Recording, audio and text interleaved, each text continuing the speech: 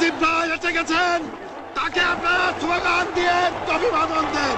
শেখ মুজিবের পথ ধরো, বাংলাদেশ স্বাধীন করো, মুজিব ভাইয়ের পথ ধরো, বাংলাদেশ স্বাধীন করো, বাঁশের মাটি তৈরি করো, বাংলাদেশ স্বাধীন করো, বীর বাঙালি অস্ত্র ধরো, বাংলাদেশ স্বাধীন করো। বীর আপনারা জোরে স্লোগান ধরেন, আমার দেশ তোমার দেশ, বাংলাদেশ বাংলাদেশ, আমার দেশ তোমার দেশ, বাংলাদেশ বাংলাদেশ, স্বাধীন করো, স্বাধীন করো। বাংলাদেশ স্বাধীন করো।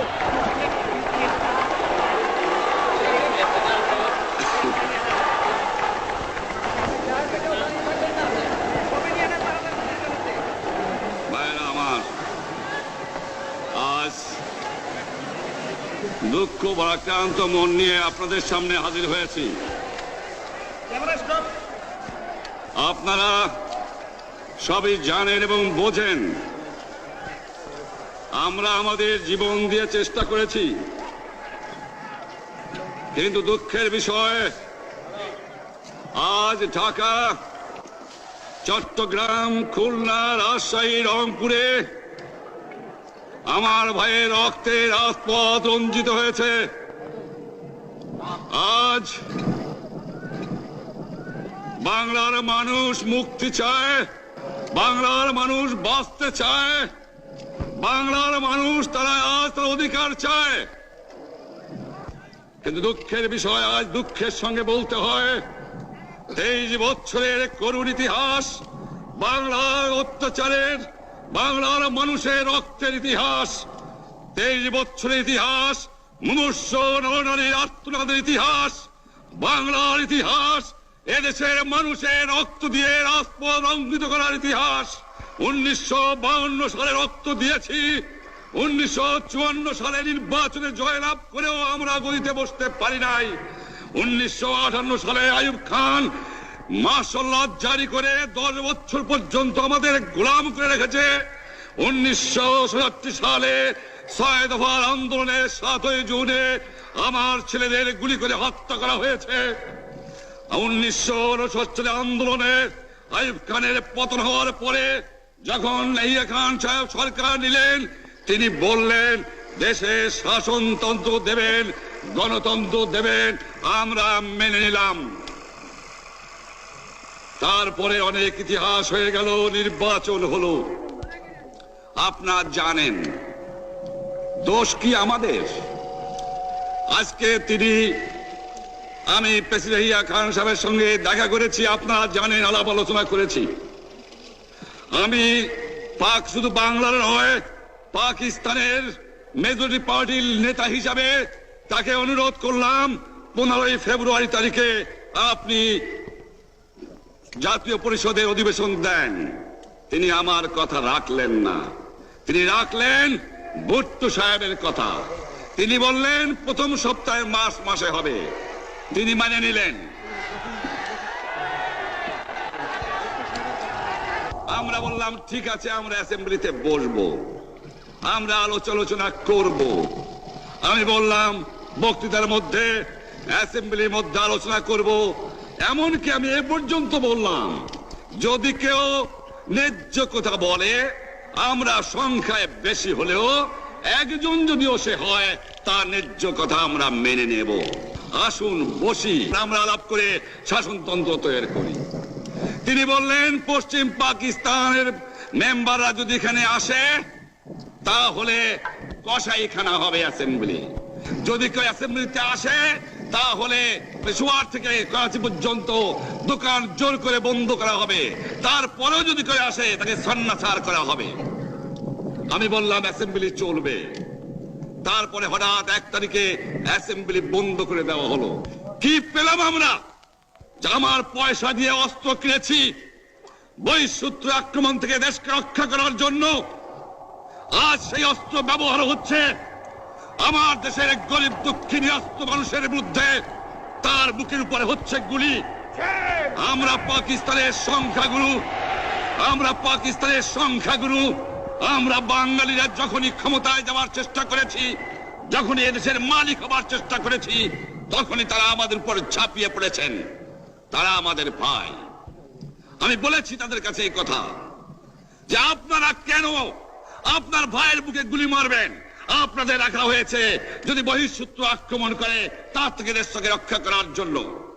তারপরে উনি বললেন যে আমার নামে বলেছেন, আমি নাকি বলে স্বীকার করেছি যে 10 তারিখে রাউন্ড টেবল কনফারেন্স হবে। আমি উনাকে একথা বলে দেবার চাই, আমি তাকে তা বলি নাই। টেলিফোনে আমার সঙ্গে তার কথা হয়। তাকে আমি বলেছিলাম, জনাব ইয়াহিয়া খান সাহেব, আপনি পাকিস্তানের প্রেসিডেন্ট, দেখে যান, ঢাকায় আসেন কিভাবে আমার গরিবের উপরে, আমার বাংলার মানুষের বুকের উপরে গুলি করা হয়েছে, কি করে আমার মায়ের কোল খালি করা হয়েছে, কি করে মানুষকে হত্যা করা হয়েছে। আপনি আসুন, দেখুন, বিচার করুন, তারপরে আপনি ঠিক করুন। আমি এই কথা বলেছিলাম। হঠাৎ আমার সঙ্গে পরামর্শ না করে বা আমাদের সঙ্গে আলোচনা না করে 5 ঘন্টা গোপনে বৈঠক করে যে বক্তৃতা তিনি করেছেন এবং যে বক্তৃতা করে অ্যাসেম্বলি করেছেন, সমস্ত দোষ তিনি আমার উপরে দিয়েছেন, বাংলার মানুষের উপরে দিয়েছেন।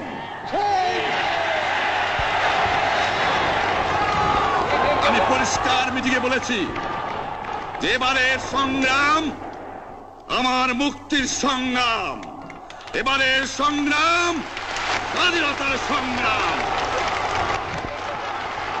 আমার 25 তারিখে অ্যাসেম্বলি কল করেছে, রক্তের দাগ শুকায় নাই।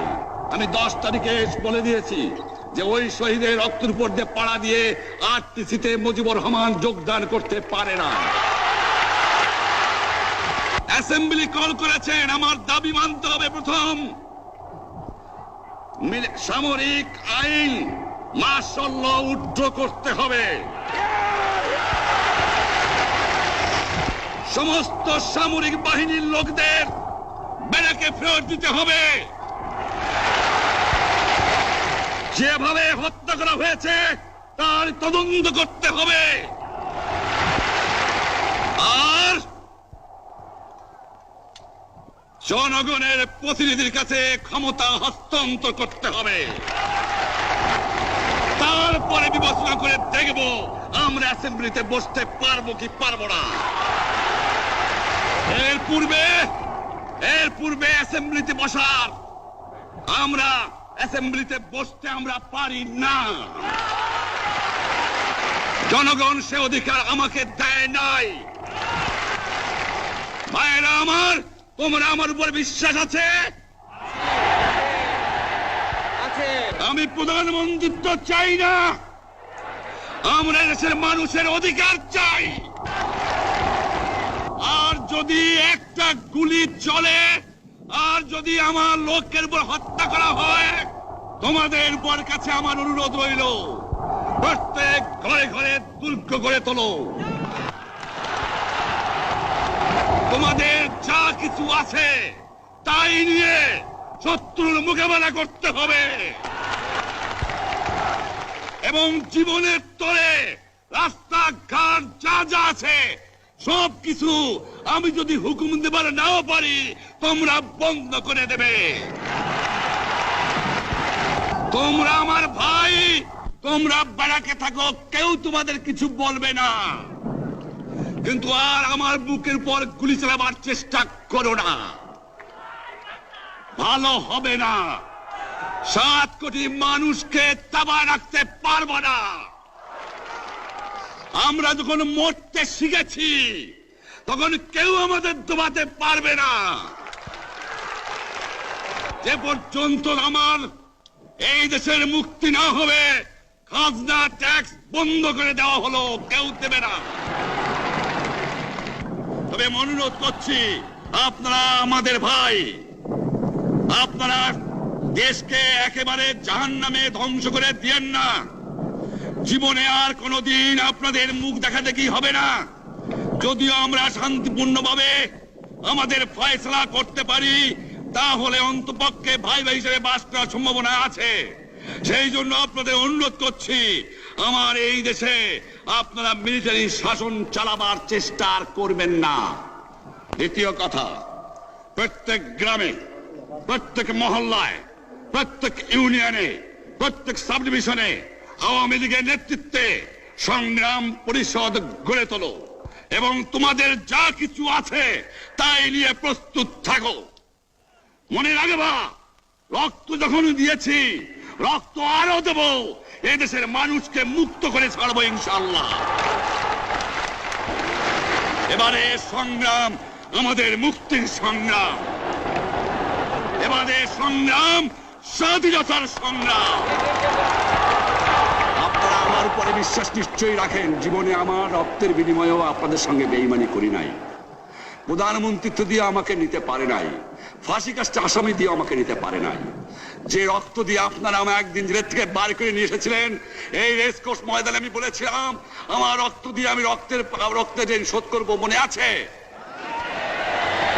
আমি রক্ত তোমার জন্য প্রস্তুত। আমাদের মিটিং এইখানেই শেষ। আসসালামু আলাইকুম। জয় বাংলা। বীর বাঙালি অস্ত্র ধরো, বাংলাদেশ বীর বাঙালি অস্ত্র ধরো। বাংলাদেশ স্বাধীন